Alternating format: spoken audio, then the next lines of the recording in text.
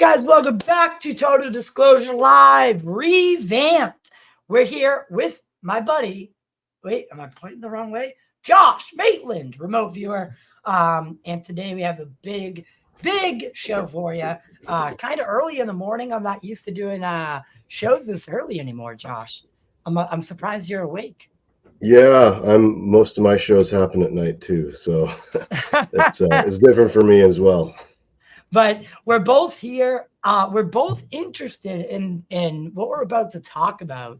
I think everybody in the UFO or any related phenomena that encompasses UFOs, the paranormal, and all that knows who Lue Elizondo is. Now, Elizondo has had this book in the works for multiple years, and it's finally coming out next month. I know I have my pre-order. I don't know if you've ordered it yet, but there was a fiasco. Google leaked like 60 of the pages, and I don't know if they're real, like if it was a leak, or if it was like here's something for everyone who's been waiting so long. Because I mean, the leak has everything from the Christopher Mellon forward to the chapter titles, and the way it's written looks correct. But there's a lot of talk in those pages, and we're not gonna blow Lou's book up or anything like that. But there were a few things that have been talked about in detail in those pages, and I want to start with Roswell because at one point in the pages, and this has been circulating, Jimmy Church has talked about it, so I think it's pretty safe to say out there. But in a conversation with Kit Green, he basically asks Kit Green about Roswell, and Roswell, Kit, was it Kit or Hal Putoff? I don't remember. But Kit basically tells them that you can take Roswell to the bank. That's a big statement. Yeah. So I haven't read any of the pages, so I've caught some of the stuff people have been talking about on Twitter or whatever, but I'm waiting for the full thing to come out before I dive in.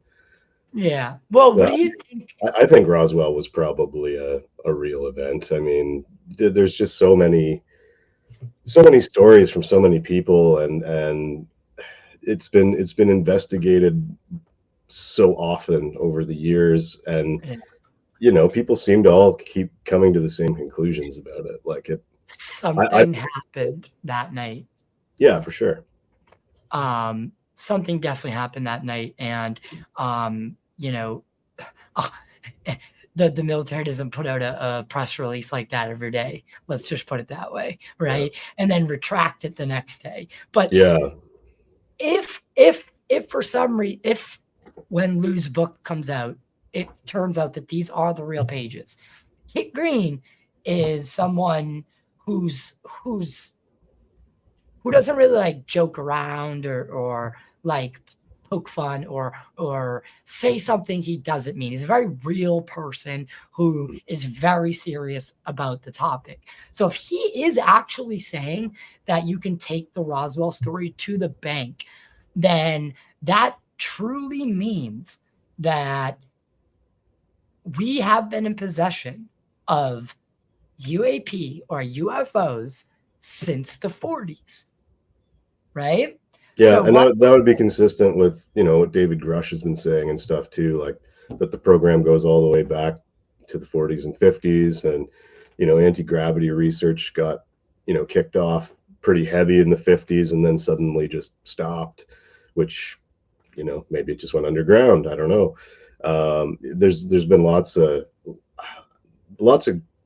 disparate kind of data points coming out in the last few years that really do suggest that something's been going on since at least kind of World War II sort of time, as far as our humanity's direct interaction with I would say the technology associated with the phenomenon. I think the phenomenon itself has been a much longer process. Like we've, even biblical times, there's lots, and the ancient alien stuff, all of that. Like it's it's something that's been around forever, but I think just the character of it started ramping up, probably around that time in the 40s, 50s, and the cat's attacking the background there. So that's not ghosts or anything. I wish it was. Come on, just let the audience believe it, man. Oh, no. I want to Well, believe. here's the thing. Here's what I am very, very interested in is like, because you actually brought it up.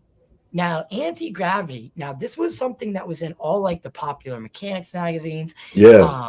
Scientists were saying that they were, a couple of years away from a breakthrough, and then all of a sudden, boom, gone. Nothing. Literally out of all the science magazines, out of all the circulation, it just disappeared. Now, could that be because the military industrial complex had been formed and they had kind of put the cat back in the bag and stuffed it shut and said, this is now slapped under a national security order. Do you think that is something that could have possibly happened? Seems plausible. I mean, I'm only basing that assumption on what I've seen out in the public sphere. Like, I know Jesse Michaels did a really cool episode of American Alchemy about I think it was Townsend Brown. Townsend Brown, yeah, and his research into all the anti-grav stuff. And I mean, people are seeing stuff out there. Like, since the whole time I've been on the planet, there's been people reporting these things, and well before that too. So I do think probably some of what people see in the skies is legitimate phenomenon. I imagine there likely is some kind of reverse engineering program. Certainly the stuff that's out in the public sphere seems to suggest that, and some pretty reputable people coming out and saying that this is the case. And yeah, no, I'm looking forward to seeing Lue's book when it drops, because he's been in the game. He presumably knows a lot more about what's going on than we do. So it'll be interesting to hear his take on it all. Here is my issue, and I know I'm always going to stay neutral, but Lue had claimed to run the ATIP program, right? Now that's the Advanced Aerospace Threat Identification Program. Yeah. This and it's not like he put the notion in there that it had nothing to do with OSAP. It wasn't until he was questioned hard on the fact that he had to separate the two. So if no one had pressed him on it, I think he would have let people believe that ATIP was because originally, remember in the New York Times, when the 2017 article came out, people don't realize how many errors were in it. ATIP did not receive the money. That was OSAP. That was God, I always forget what OSAP stands for. Yeah, I was wondering that too. Weapons Systems Applications Program. Okay. Something like that. They were the ones that received the 22 million. Now, by the time Lue had taken charge, if he took charge of this program called ATIP, that was, by the time Lue had taken it over, it was basically unfunded. There was no money in it, right? The money had run out. It had run out because Bigelow had gotten the contract, used it, studying Skinwalker Ranch, other ranches like the other ranch that he owned at the same time. It's I can't remember right off the top of my head. Mount something or other. Yes. There's a mountain, Carl Crusher, the one Carl Crusher he's doing stuff on. Yeah. Yep. That one. He owned both of them at the same time. So that's where the 22 million went. Now, Harry Reid asked for more money, and then they used the ATIP moniker as a way to kind of not trick Congress, but to conceal that they were looking into the paranormal and the otherworldly. they Yeah. changed the name from OSAP to ATIP in the public sphere. So when they did the proposal for the next couple of years after the money ran out, they wanted more money, and the money increased every year. But Yeah. OSAP didn't have enough to prove or didn't have enough to show, so they ultimately lost funding and the program was scrapped. Now, I'm not saying ATIP didn't exist, but what I'm saying is ATIP was probably more of an unfunded program that people like Elizondo who are interested, right, did as more of like not a hobby, because I would say that that's wrong too. I think they definitely had very, very dense motives and wanting to get to the bottom of it. But I do think it was a group of people that were just as interested in this topic as you and I, and were just as motivated. And they were just in a position where they could kind of take that ATIP moniker and carry the torch, even though it was unfunded. And I don't think that's a problem. There's also, different, if you have different projects on your roster, like I'm a project manager, so I know how some of that stuff works too. And if you've got different projects, each project has kind of a bucket of money, let's say, that you've got that you can draw from for it. So if they've got this empty bucket and they want to go to Congress and get more money and fill up their bucket so they can do more stuff, having the fact that something already exists and you want more money is a lot easier than getting a new project from scratch, right? So I imagine probably there's some element of that to it. Like probably more of like a bureaucracy logistics type thing there. Think about it like this. Just throwing it out there, but you don't. Yeah, no, you're absolutely right. You don't there's get also money. a history of Congress not liking paranormal research. Like I don't have anything to verify this per se, but I've heard that part of why the old remote viewing program was scrapped was because certain Congress folks who were of a religious persuasion thought that it was the work of the devil and decided to kibosh it on that basis. So, it is controversial stuff. So I get that. I get. Yeah, it's definitely a huge problem in our government that they think that we're dealing with angels and demons. Like we need to wipe that off the surface, because even if we are dealing with angels and demons, it's our duty to figure the shit out. Figure it out. What right? is happening? What is happening? And there are people that think that they're my issue with Elizondo, I like him. I really do. I like, something in me wants to like him. And but then again, I say the same thing about Rick Doty. And like, I don't know if Rick Doty's lying right to my face. He's either the best, he should be in Hollywood, or he's telling the truth. I think that's where some people think Lue's at. Once a disinformation agent, always a disinfo agent. And I don't know if that's necessarily the case with Lue, because he seems so genuine. But there are people out there who have been in Lue's inner circle that say that Lue is full of shit. Now, I am only saying what I've heard. And obviously, everyone knows who I'm talking about. That's Jeremy Mcgowen, right? I talked to Jeremy before I did this show, and I said that I was going to put him out there because he wrote an article about Lue and what he knows about Lue and remote viewing, because apparently Lue is a remote viewer. That's what I've heard as well. It's something that he learned after becoming interested in the topic. And like, who's this? I mean, you're sitting right next to me. You're a remote viewer, right? Yep. I've seen your skills put onto the test. I know that there's something to it. So Jeremy, I don't think does think that there's anything to it. So he wrote this article basically saying that Lue's been tricked into thinking he has superpowers. And he is out there kind of spitting information out as whoever told it to him wants, right? So again, this disinformation, quote Yeah. unquote. Do you I think think that there that's is. what we're dealing with? Sorry, go ahead. Do you think that's what we're dealing with? Is disinfo?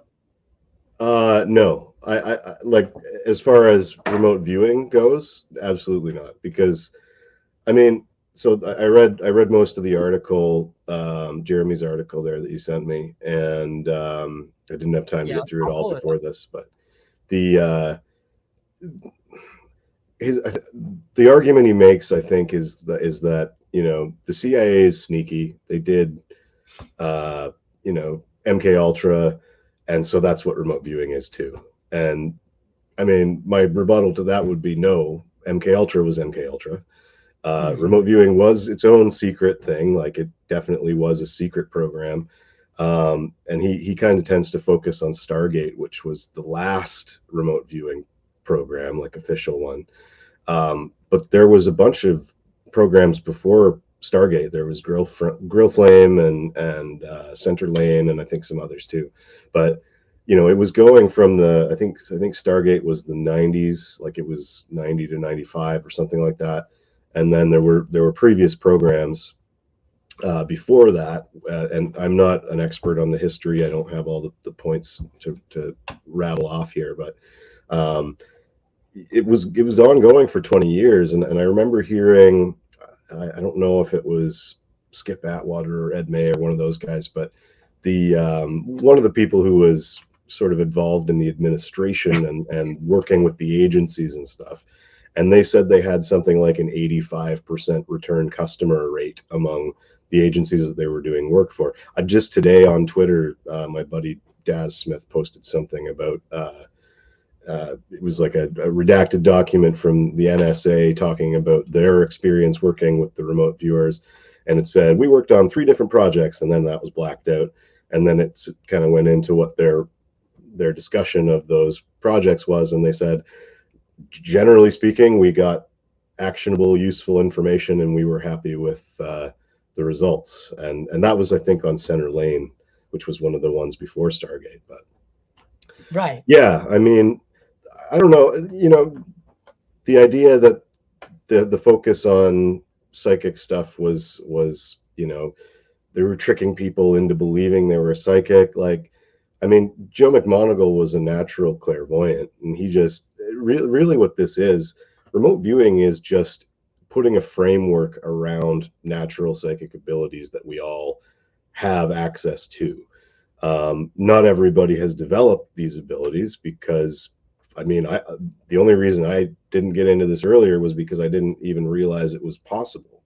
Um, I think most people don't realize that it's possible, Mm. but all it is intuition. It's putting remote viewing is putting a framework around intuition and using it to effectively extract data from non-local sources. To Pat, so Medium is where Jeremy puts everything. I don't know if it ended up on the Intercept.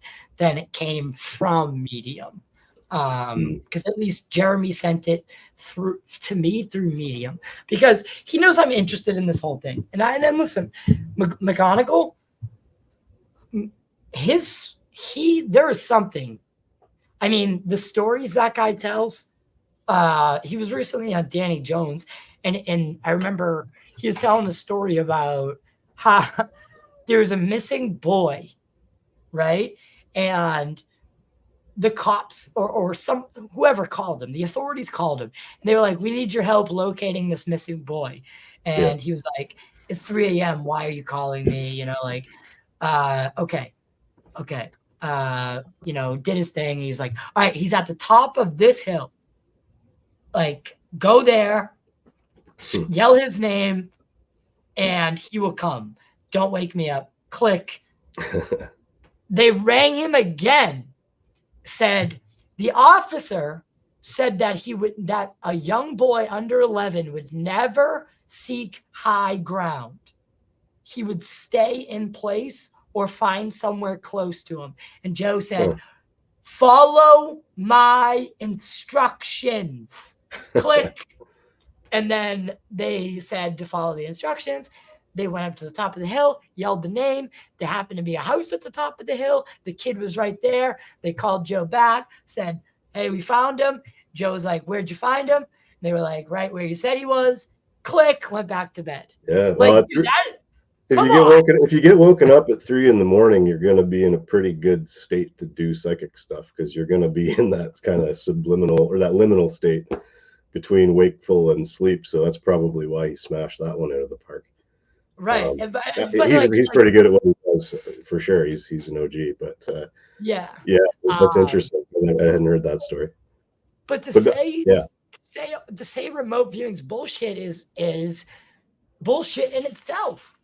So I don't agree with Jeremy here. I agree with Jeremy. I would suggest that perhaps he hasn't likely tried remote viewing, because I was a skeptic before I came into this. But when I first heard, like, I was introduced to this through the documentary Third Eye Spies, and that documentary, at the end of it, I was just like, I got to try this. Like, that was my reaction to hearing about the reality of remote viewing. And I tried it, and it worked quite well. It turned out I had kind of a natural affinity for it, and I think that's just because I've had a lifetime of doing other creative stuff. And I think intuition is a creative process as much as anything else. And again, just remote viewing is putting a process, like a procedure, a protocol around harnessing intuition for the purpose of acquiring specific information. And it's well designed, and it was designed well before the Stargate project, which was the focus of this article. It was back in the 70s, when Ingo and Hal and Russell Targ and everybody else at SRI was developing these procedures. And so in the article, he talks about things like, how, it's not scientific because they don't focus on the misses. They only focus on the hits.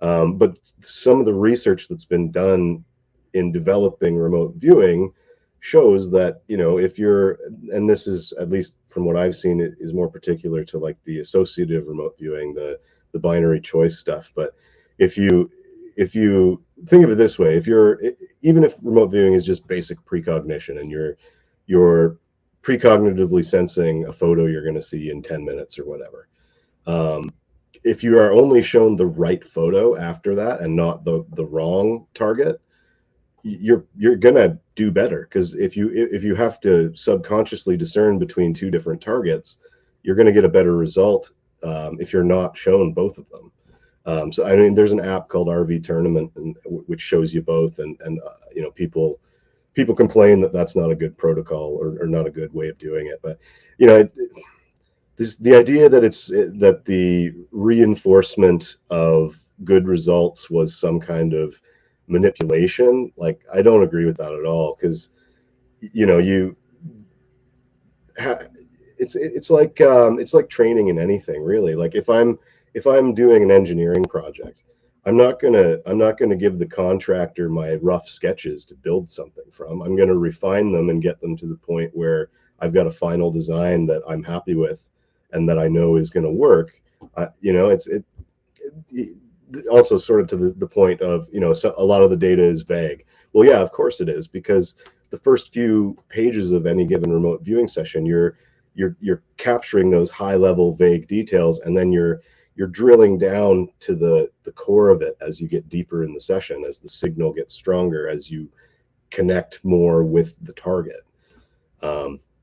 That's been my experience, and I mean, that's really how it's designed. You start by scraping that high level data to connect to the target. You make contact, and then you dig deeper. That's the whole process. That's the whole procedure. So of course, a lot of the data in any given session is going to be either nebulous and kind of yes, kind of no.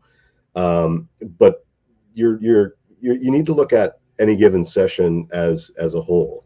And usually it's the summary at the end of the session that kind of sticks out as, okay, this is where maybe some actionable data is going to be, because that's where you'd say, okay, these are the tangible things that I know are here, that feel important to me as the viewer. This is the other thing too. It's very subjective. It's a subconscious process, and each viewer is going to get different results given the same target because they're filtering that information through their own subconscious mind.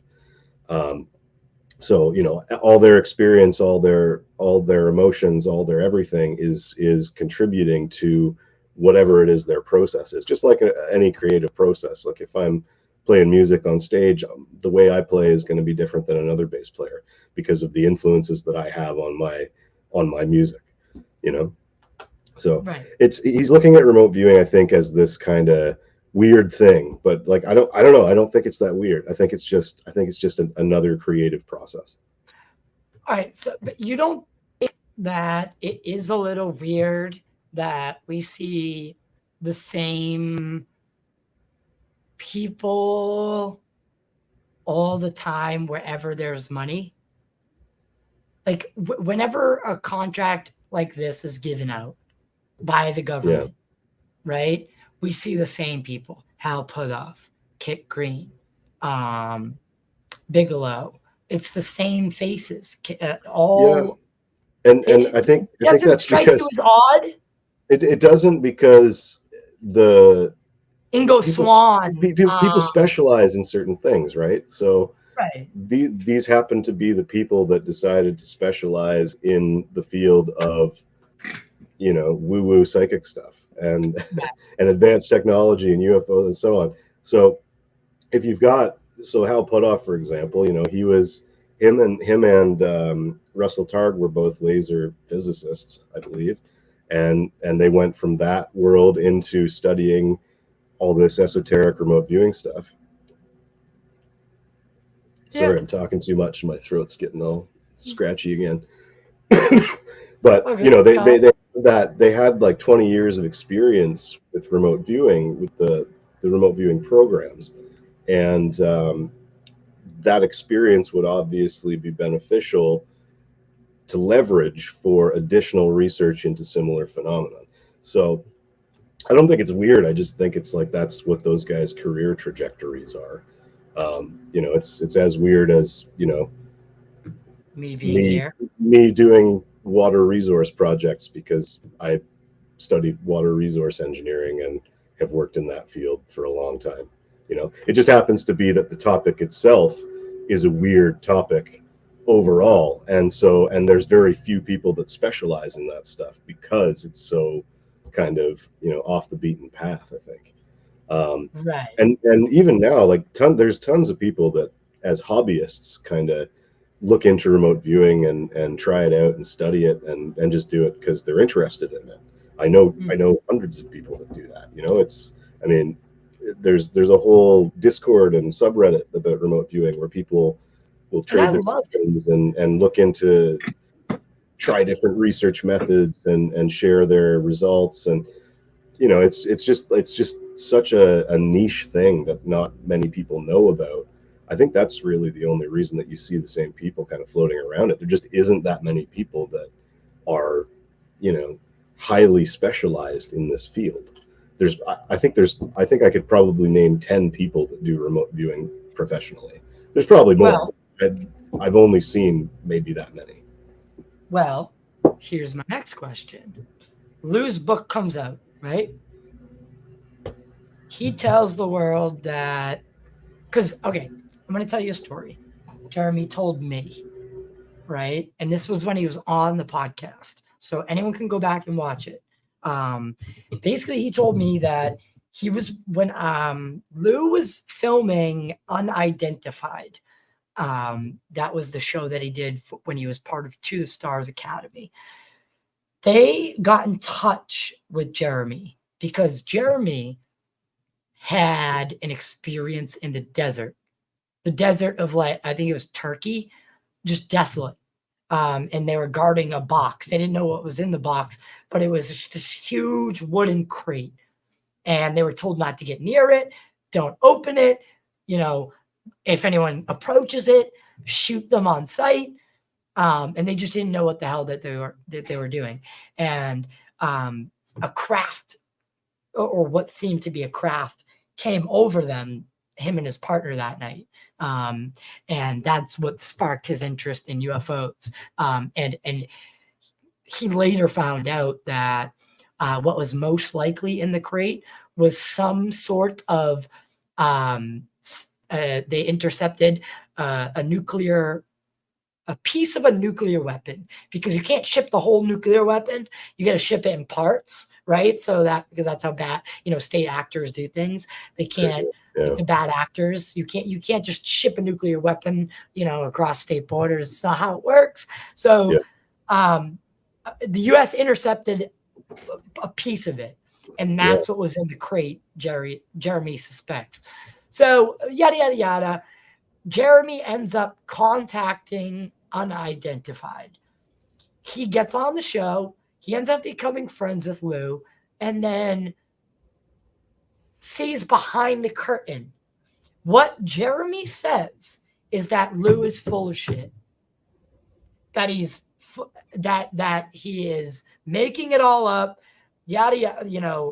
That Jeremy doesn't really believe anything that Lue says.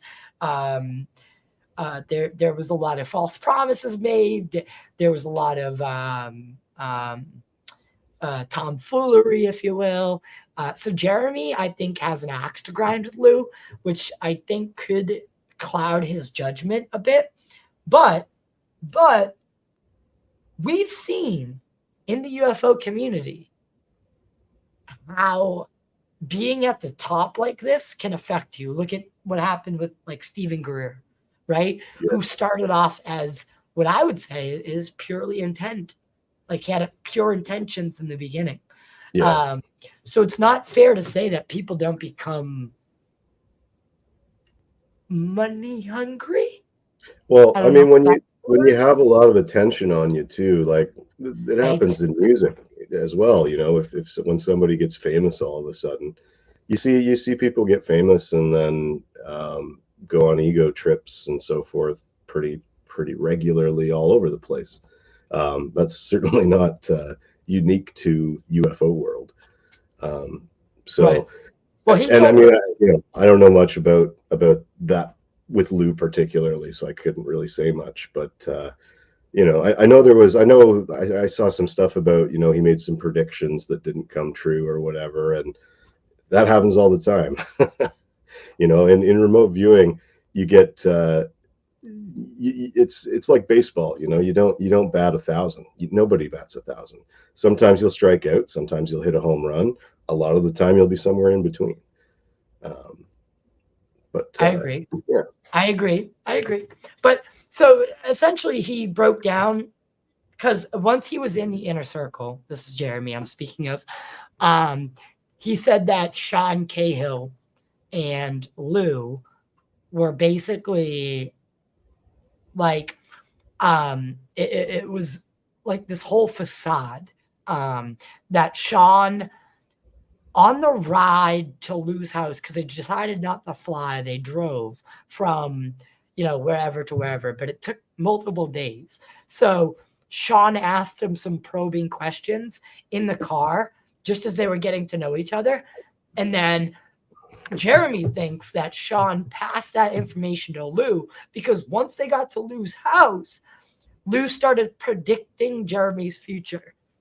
Okay. And it included some of the information that he had provided to Sean. But what Sean didn't know was that Jeremy had an ex-wife as well. So I'm not going to get into the full story, but like there was a lot of things wrong. But that could have been frontal loading. Front loading. Yeah. That's what that could be. Is a front, like we've talked about in our own sessions that we've done together.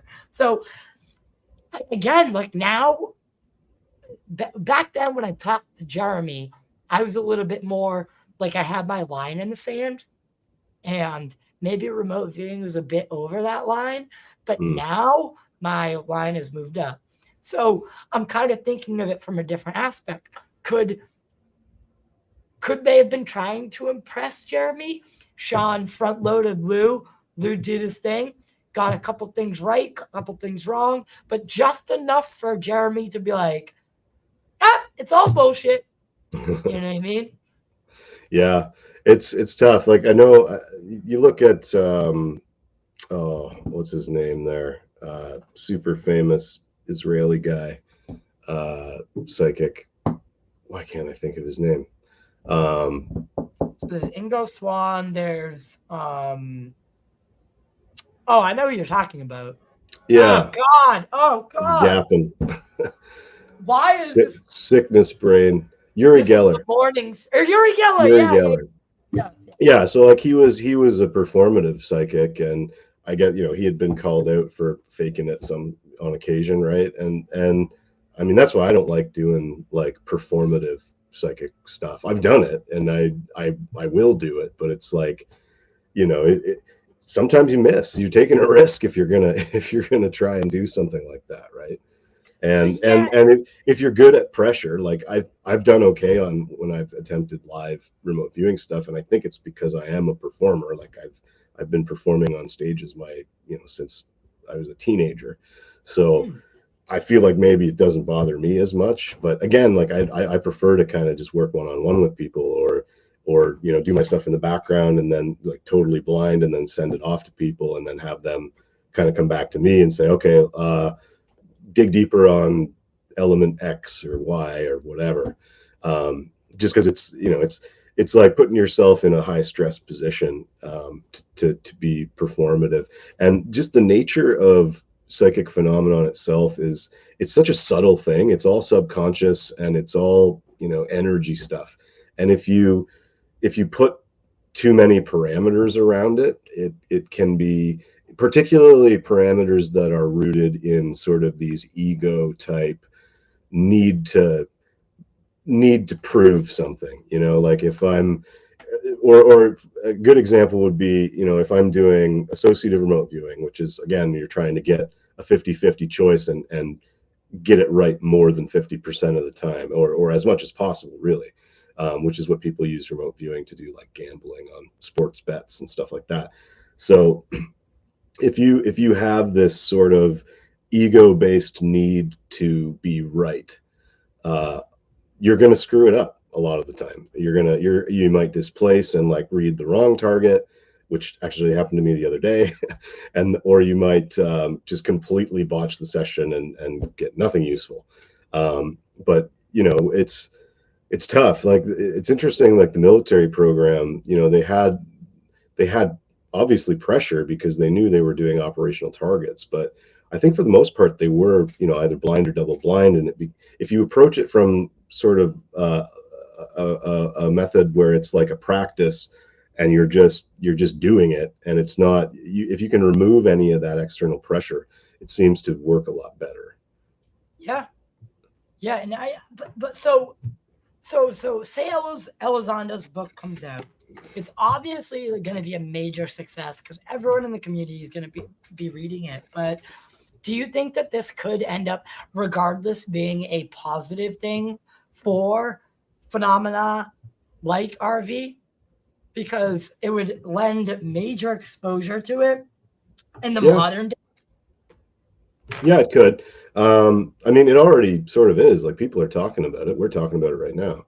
I think more people should talk about this subject. I find it absolutely fascinating. It's been one of the most interesting things I've ever discovered in my life as far as topics of discussion and exploration. So right. Yeah, I think it would be. I think it's anybody who's talking about remote viewing and taking it seriously is a positive thing. What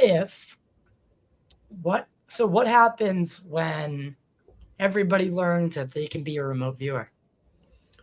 Well, I mean, I'd love for everybody to learn remote viewing. What if we start viewing the moon, Mars, everyone, every day, all day? What happens? I don't know what would happen. The thing about it is it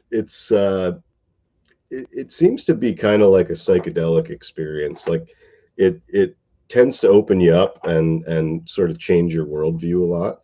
And I think that's maybe why it hasn't taken off more, is that like it's kind of an uncomfortable thing to learn how to do, because particularly if you don't believe in it at first, and then you dive into it and you're presented with this information that's contrary to your belief system, that can Hey, kind of shatter your reality box, or stretch it a bit at least, and that can be uncomfortable for people. It was uncomfortable for me at certain points, well, but you've said, I forged through the discomfort and kept going, because my fascination outweighed my discomfort.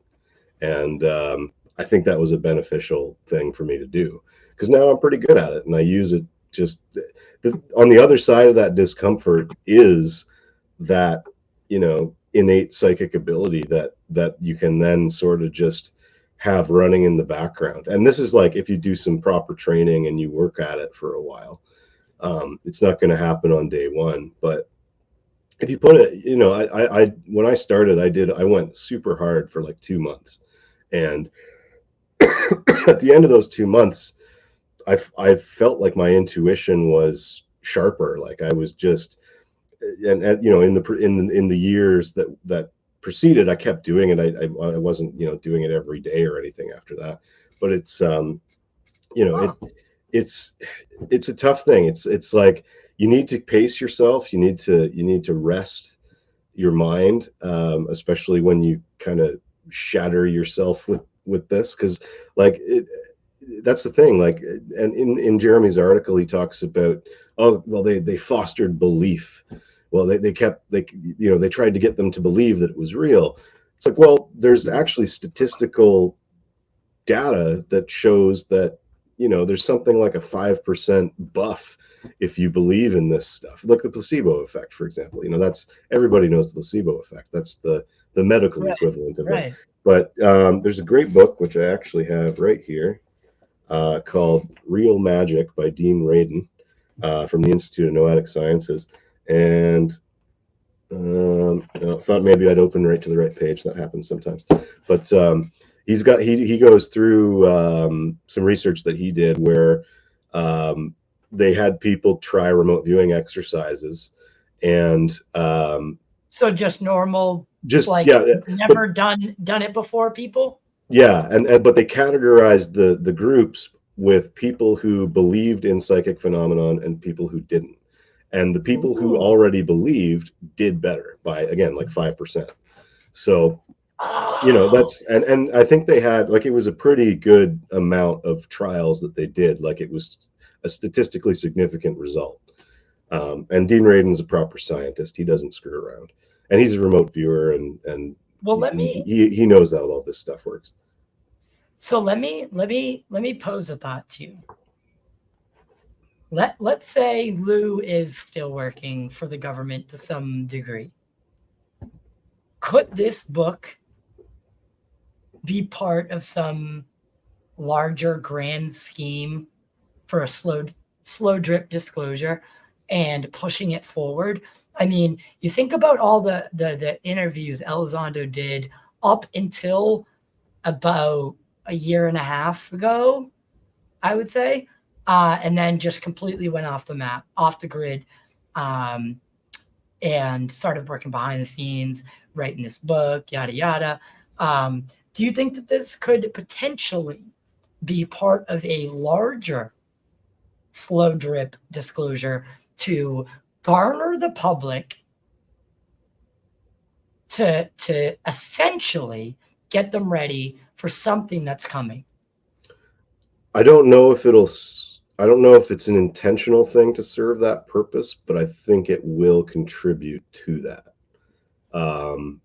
It doesn't feel like, some planned thing. Maybe it's planned between Lou and some of the people he's working with, but I don't think it's some big. I tend to shy away from the big conspiracy stuff with this, in the sense that I've heard it all, and I'm not really convinced that the government is that well Smart. organized.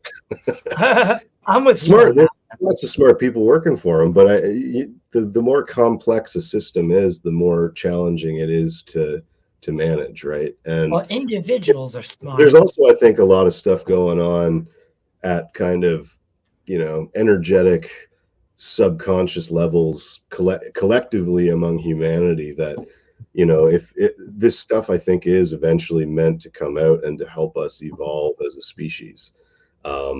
Whether that's even looking at remote viewing, like, maybe that is meant to be a thing that helps people realize that, oh, hey, we can do psychic stuff. Like, that's real. Oh, hey, the universe is made of energy.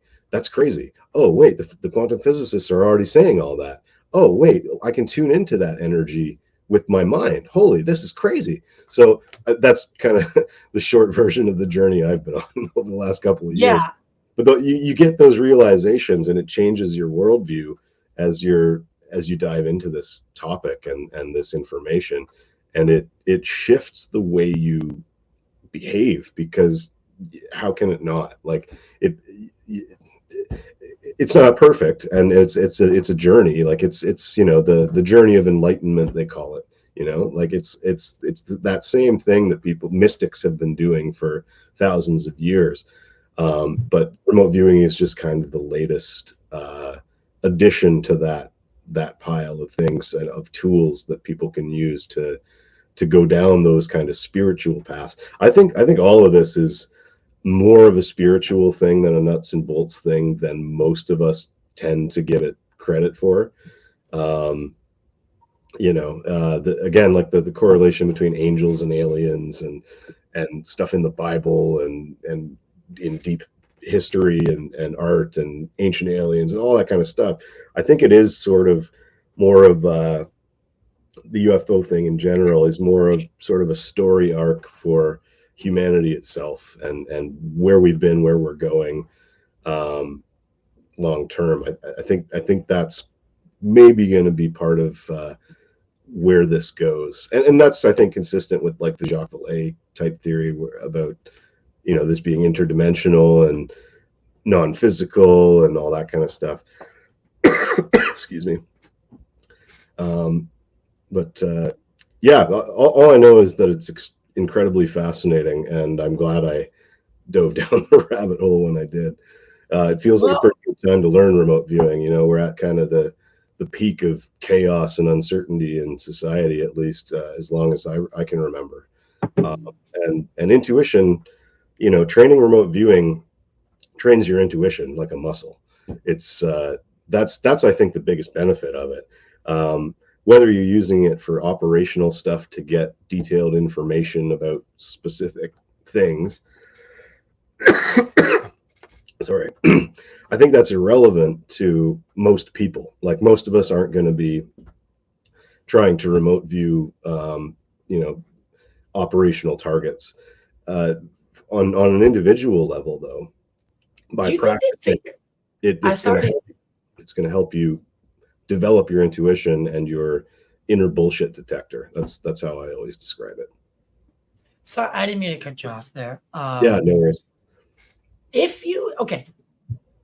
CIA arguably started, whatever, they tapped into this phenomena. Do you think that they have hardened their facilities some way against remote viewing it? Is there a way that you could hide from a remote viewer? Do you think, is that possible? I mean, it all works on intention, right? So I think, if you don't want somebody to know something enough, then they're not gonna, there's that psychic noise that you're gonna have to break through if you're trying to figure that thing out, right? Like, right. It's all intention and energy, and from what I can tell, it works best when your intentions are positive. I think there's elements of karma involved. So if you're trying to use this stuff for shady shit, it's probably going to bite you in the ass. Like getting rich. Well, that's it. Like, I've had very little success winning the lottery with this. Right. I know people. I know lots of people who've tried too, and it's like, you see, people will get little wins. I'll get 2 out of 3 on the pick 3 pretty regularly, and it's fun. It's a fun little thing to try. But I don't think again, that comes back to this ego stuff. Like, it's so tied to psychology and the subconscious and this idea of the ego versus the higher self. At least once you really get into remote viewing, that's the part of it that I think is the most interesting and that nobody's really talking about. Like, yeah, it's a cool skill. You can find specific information about non-local targets, but the way it seems to work is on this level of like quantum energy information transfer and deeply intertwined with psychology and neuroscience and the way the human mind operates, which we also don't know very much about, really. You know, we still don't have a definitive answer on what consciousness is. I think remote viewing does a lot to make the case that consciousness is not local to the physical brain.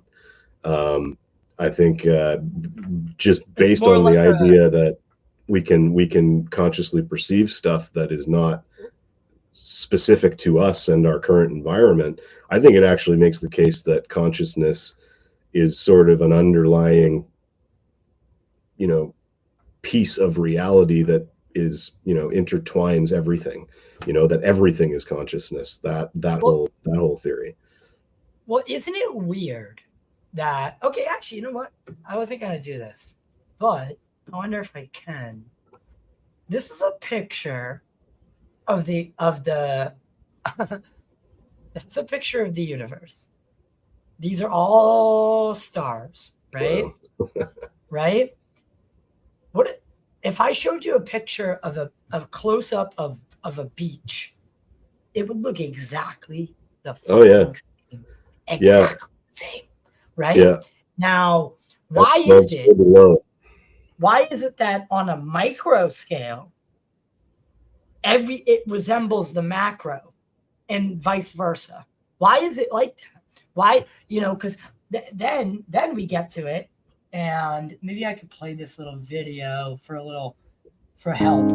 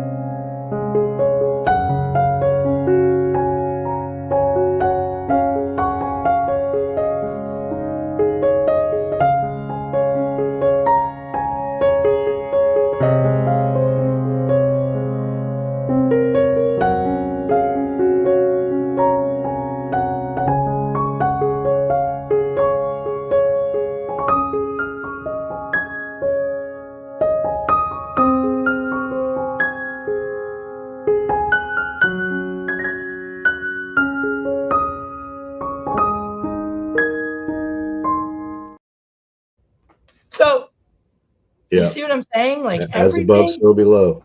As above, so below. There we go. So why is it that? Could we be living in some sort of, or is consciousness just the universe's way of experiencing all reality all at the speed of now, right? At the speed of now, not the speed of light, not the speed of sound, but the speed of now, right? Yeah, and I think consciousness renders the hologram for us, or our awareness, our body, our bodily systems render what consciousness is putting forward to us from this, you know, fractal holographic, you know, root level of reality. It's too early for me to really get into the weeds on that stuff, I think, but there's a great book called On the Mechanics of Consciousness by a guy named Yitzhak Bentov. And it's like, it goes wicked deep into this stuff. And he's like, I don't think he's like a scientist. He's kind of more of an intuitive. Like Boston. What's that? You just sounded like you were from Boston. Oh, did I? You said wicked. Oh yeah. I've wicked awesome, man. Dude, I fucking parked my car over at the bar. Let's get some wicked good food, huh? Nice. But listen, I argue, you know the saying, if a tree falls in the woods and no one's around to hear it, does it make a noise? I Yeah. argue the tree, the woods, and nothing exists unless someone is observing it. Yeah.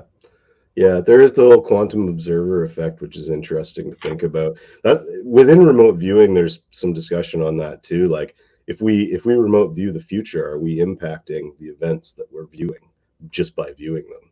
I think probably. I think that's likely. Um, which I think maybe is, perhaps and this is like this, I'm going way out there on this one, but if somebody reviews remote views a future event, like a catastrophic event, um, and then that doesn't happen, it doesn't transpire, did that viewing of it and being like, oh, that's terrible, I don't want that to happen, does that somehow cause it not to happen?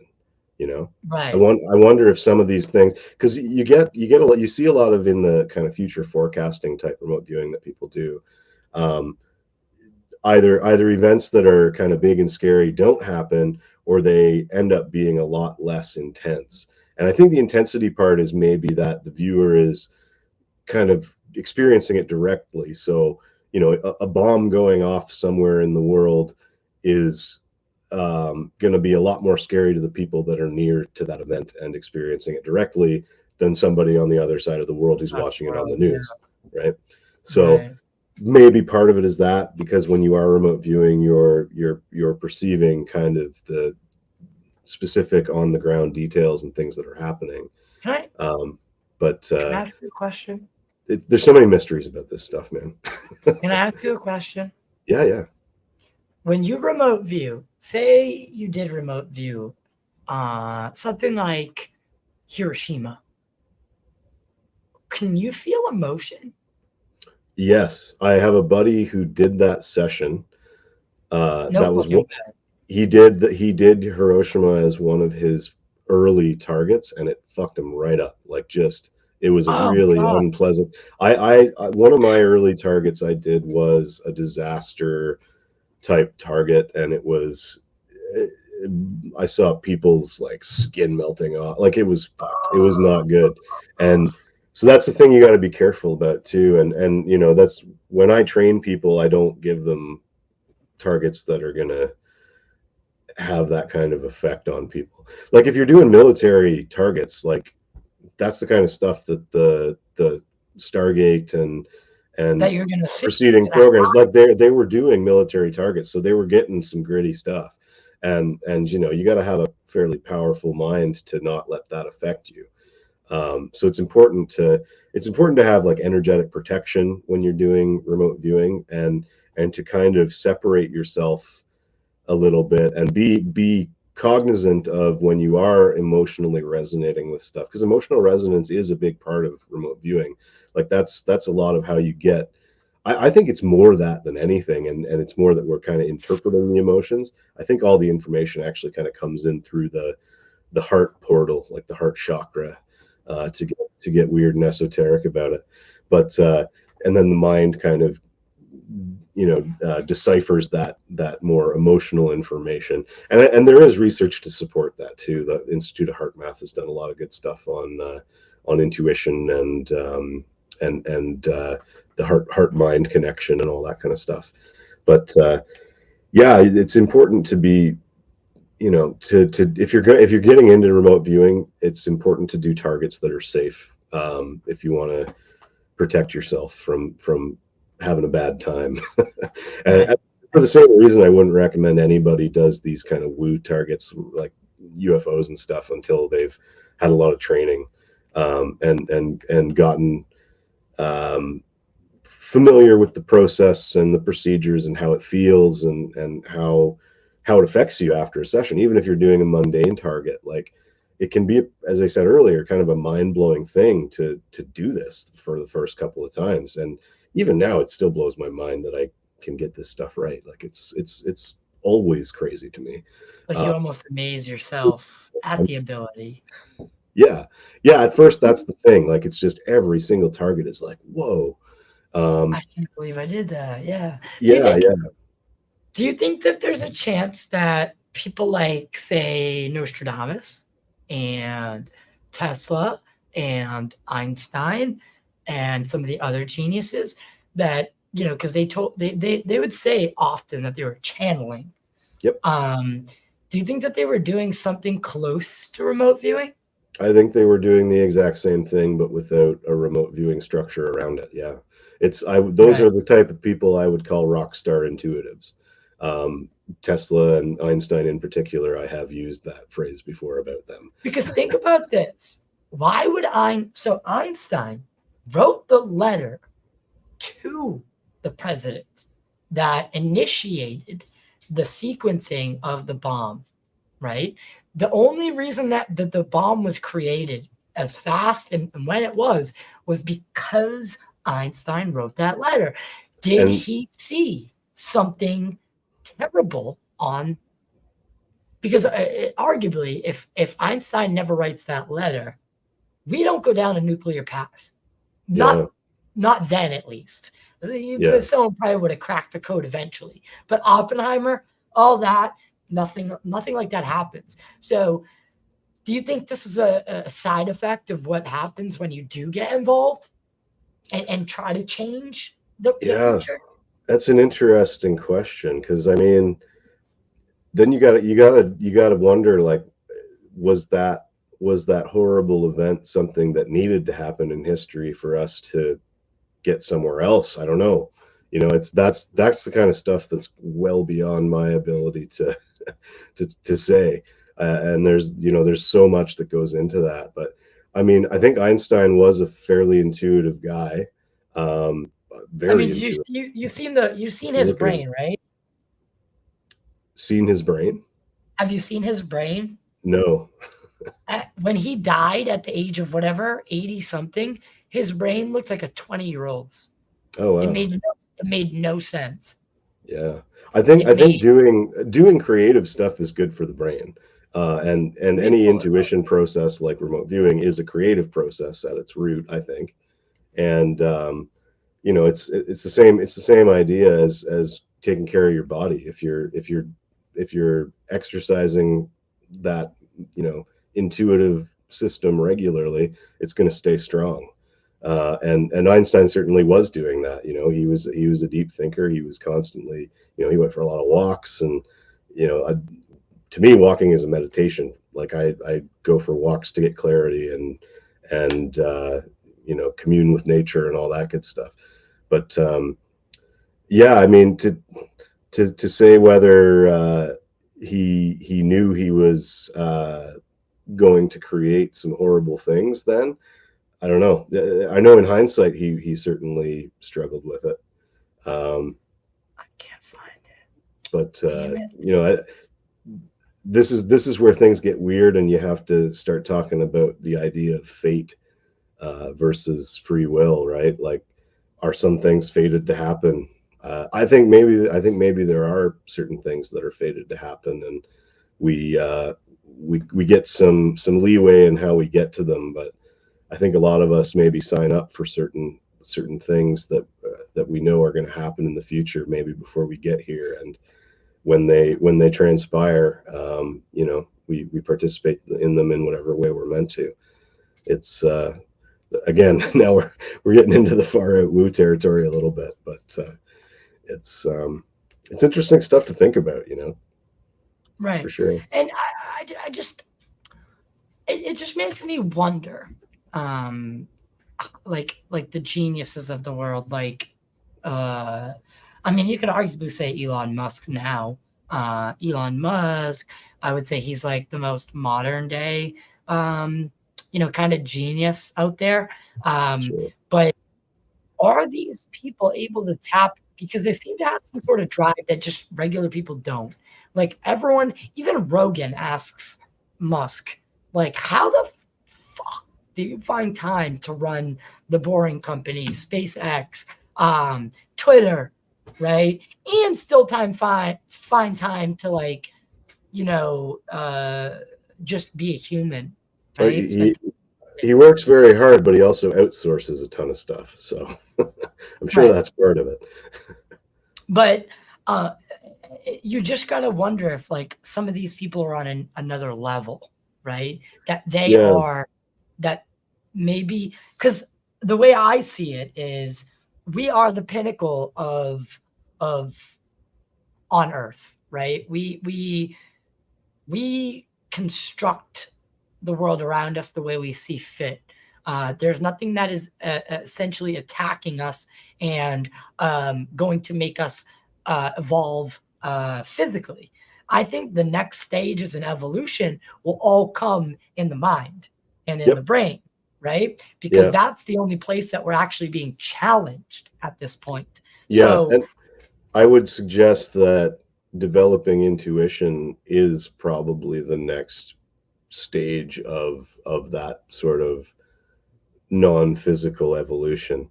And it'll probably have physical effects too. The physical body is certainly very involved. Like I get feelings in my body for remote viewing sessions all the time. Like it's you feel the warmth or the cold or whatever. Like that session we did a couple weeks ago, where I ended up in the desert somewhere, and I was feeling like warmth and the grittiness of the sand and all that kind of stuff. So like, and you know, I try to exercise fairly regularly too, and I think that helps me to be better at the psychic stuff too. It's you know, the vessel is, you know, the meat suit is the computer hardware, I guess, for the consciousness software. That's kind of another way to look at it too. But yeah, you know, you got this quantum meat suit that you can use to do whatever, to do all this wacky psychic stuff. And as long as you take care of it and you practice and you know, you do your monk-like stuff, you'll get better and better and better at it. But yeah, that's it. Like it's a practice. You gotta make a practice of it if you want to get better at it, just like anything else. Right. And I want to ask you, I know this is like a really weird question, so I don't know how to phrase it necessarily, I guess. There is a date, 2027, right? Lots of people have thrown this date out there, including Elizondo himself, saying that something, and I've talked to mediums in Salem when I was filming there for the movie about this date, and what I've gotten is a wave. Now the person couldn't tell me if this wave was literal or metaphorical, but wave or metaphysical. Yeah, it could be that too. That's something I didn't even think of. But a wave of information. Lots of people suspect that 2027 is the disclosure date. And that's been something that's kind of a narrative that's been built around. Like I said, people like Elizondo back in 2022 said, I think we're going to have a very different conversation in 5 years. 2022 plus 5, 2027. John Ramirez, ex-CIA, kept referring to 2027. This medium in my session randomly brings up 2027. So do you have any information that can fill in some of these gaps? I don't, not specifically, but I do kind of feel like we're barreling towards a very different world, and that we're, you know, I think we're in revolutionary times right now and have been for a while.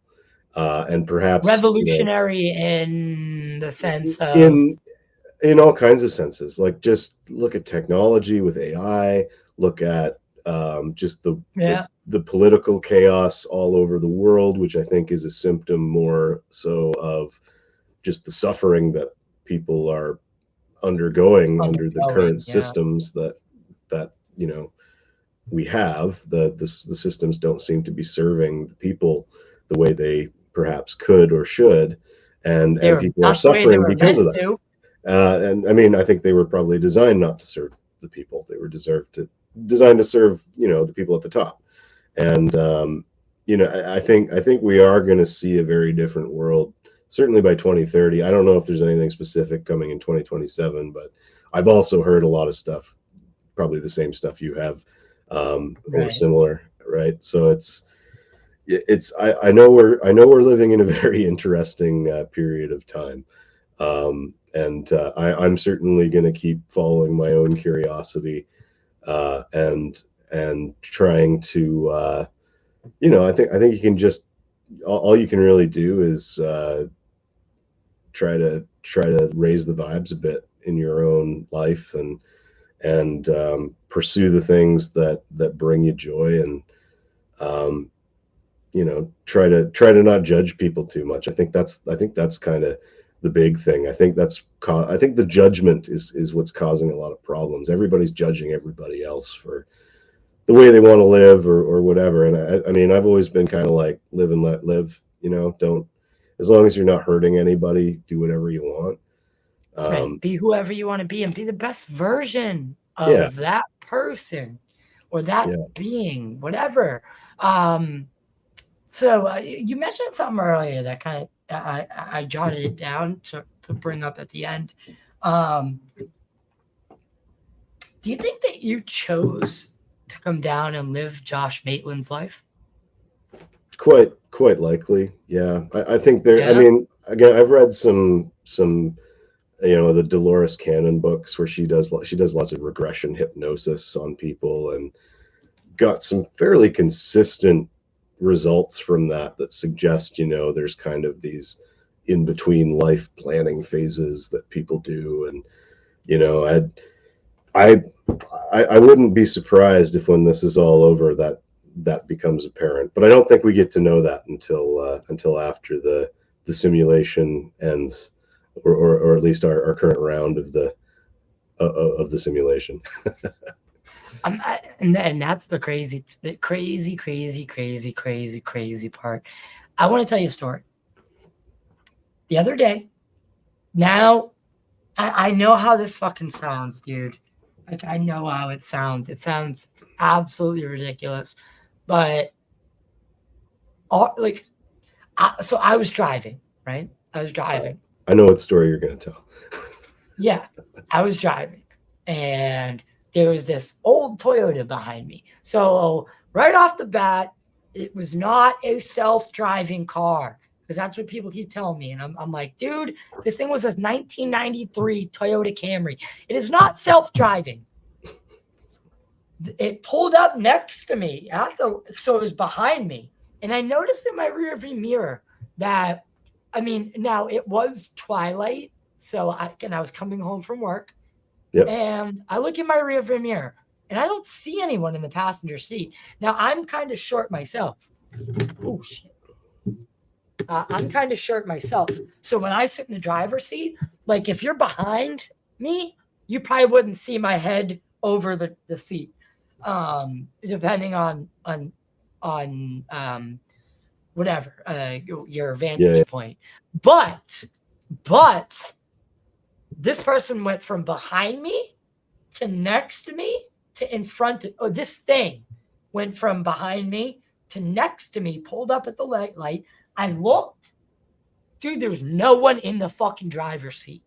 And listen, before anyone says anything, my phone was GPS.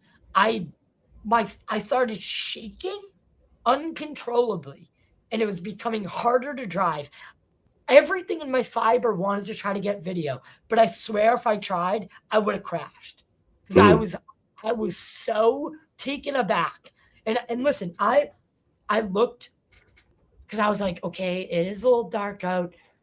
Maybe a darker skinned person, black leather seats. Maybe my perception's off, right? So when it pulled up next to me, I literally, like, up, down, and like moved my angle. Dude, there was no one in this car. And then it, green light, sped past me.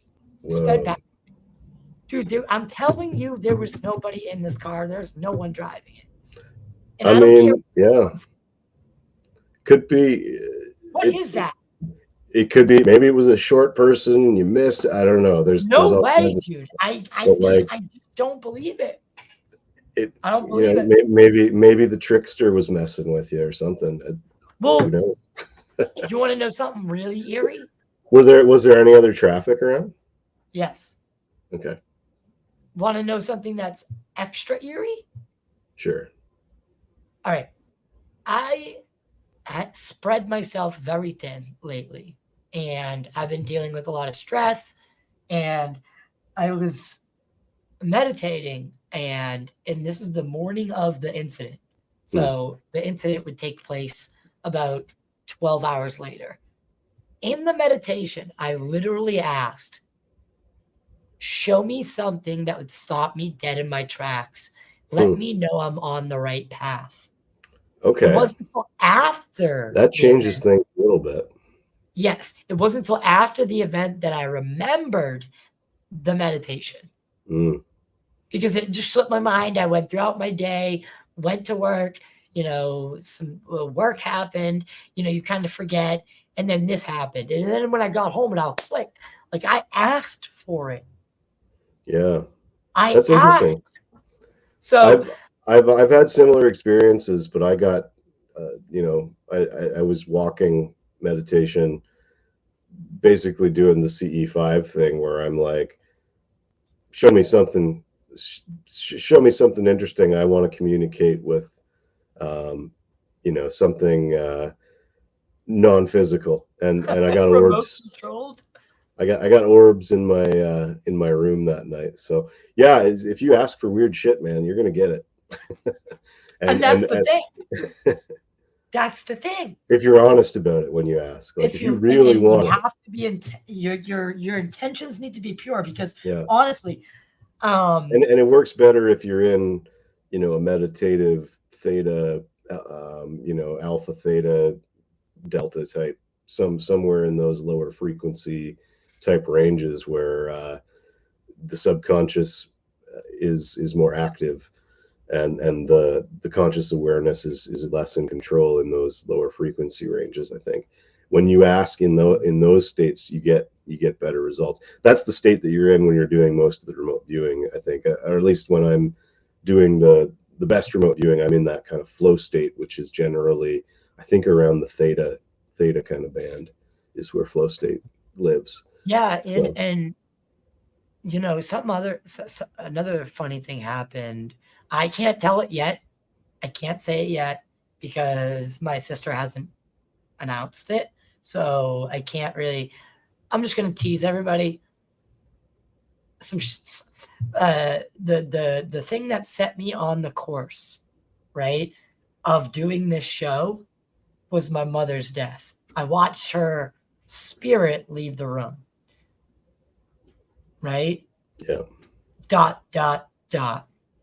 Right? So I'll tell you behind after we wrap up. But and next week, next Friday, I'll tell the full story. But the synchronicities are just outstanding lately. And it is that because, there is when I know I'm on the right path is when I'm getting synchronicities all the time. dude, left and That's right, boom, boom, boom, boom, over and yeah. over, slap me in the face. So I That's finally realized that I just need to that's the slow down. hologram talking to you, man. Yeah. So when you give, did I just go black? You did. Camera died. That's okay. I got to get So going pretty soon too. So yeah, we'll wrap it up anyways. here. So I want to just do this for you because I haven't put it in the description yet, but I want to give you the platform for a couple minutes. Multiple people have asked in the comments that I saw, how can they learn remote viewing? Now, total disclosure is going to be helping, at least with what we can, promoting your course for learning remote viewing. Now, Thanks, you man. have a free course and a paid course. So we're going to be including that link in the description below for everybody to take the free course and then determine if you want to take the paid course. Josh, can you give us a little brief background on what people would get if they do the course? Yeah. So the Rockstar Intuition course, it's rockstarintuition.com, and there'll be, I guess, a link down below there. So it's essentially I've taken my own experience going through learning remote viewing and intuition and consciousness science and all this stuff, and I tried to distill it down into what I call a challenge. So the first few chapters, the free course, it kind of gives you the high level of what is remote viewing, what is intuition, how do these things work together. We talked about it a bit today, and once you take that free course, it'll get you kind of enough of the basic information to try a remote viewing session, and then the free course ends with your first remote viewing session, and it's a guided one. I take you through a little meditation first to kind of, again, get into that receptive state to be able to capture that information, and then you just run the target. And I've had some people do it and have really good success on that, even that first target. I was on a show last week, and the host actually ran the whole free course right before we had our interview. So then we ended up having a big chat about it after too, which was cool. And she crushed it too. She got all kinds of good information that was perfectly on target. She was like describing the smell of it to me and stuff, and I was like, I've actually been to this place, and you got that right. So wow. But yeah, so it's cool. So it's and again, like I don't give anybody targets that are gonna mess them up. Like it's all So you're not gonna safe targets. I'm not gonna send you them on the dark side of the moon. No, nothing like that. No, it's all Right. mundane targets. And yeah, so I'm actually going to be doing a sober October challenge for anyone that resonates with that. That'll be a different thing, but Taking it from Rogan. it's essentially going to be learn remote viewing as a way to distract yourself from partying for the month, which is how I got into this initially. You know, I'd been partying pretty hard during my rock and roll things, and decided to do a sober October, and I found remote viewing kind of right synchronistically at that time, and was like, oh, this will be a good thing to kind of keep my mind off of, you know, drinking and stuff. Yeah. And Well, I mean, it no worked. It drinking worked for really me well. is easy. What's that? No drinking for me is easy. So I will be happy to Perfect. to We'll sign you up. yeah. Well, so we're gonna put the affiliate link down in the description. That way, people can take the free course. And then, how much is? I mean, how much is the paid course? And how long and extensive is it? It's $247 because it'll help you to become intuitive 24/7. That's Oh, sort of the I see what there. you did there, you motherfucker. Yeah. And then there's about three and a half hours of video lessons, and there's I think 10 targets right now, and I'm adding to it, and I'm updating it all the time too. When I learn new stuff, I add things to the course.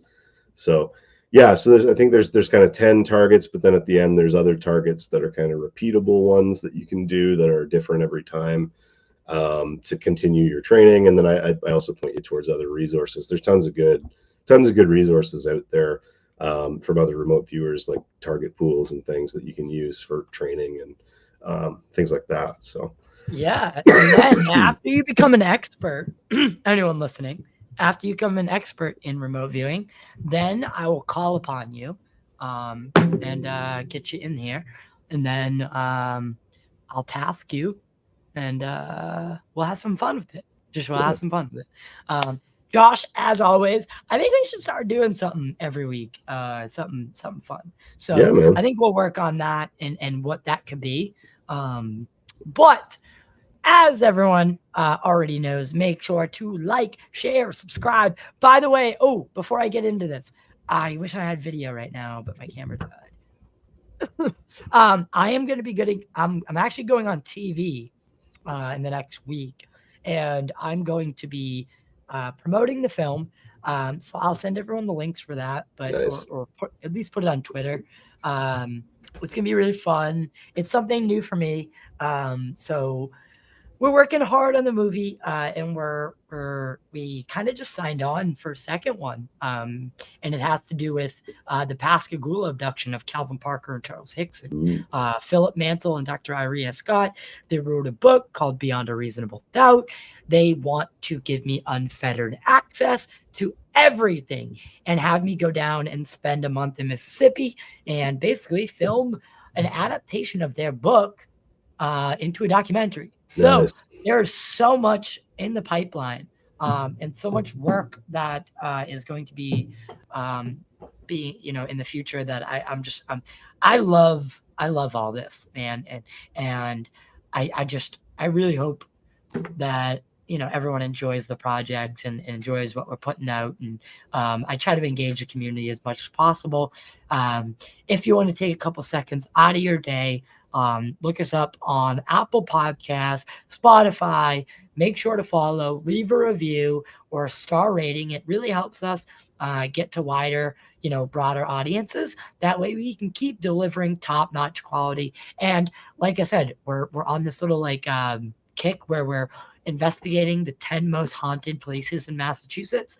And we're going to be making YouTube videos out of them, starting with well, I can't say it yet, but we're starting with a very, very cool one, and that will be announced soon. And we got a lot of cool people that are going to be a part of it. So I can't wait to tell everyone about that. So if you want to become a member, you can support the show by becoming that member on YouTube. Click join below. Also, if you want to learn remote viewing, like I said, his link to learn remote viewing, Rockstar Intuition, will be in the description below. Josh, thank you so much for being here today, last minute. And Always a good thank you, time. everyone. You guys are awesome. We'll see you next time. Make Thanks, sure to like, everybody. share, subscribe. All that jazz. You know what it is.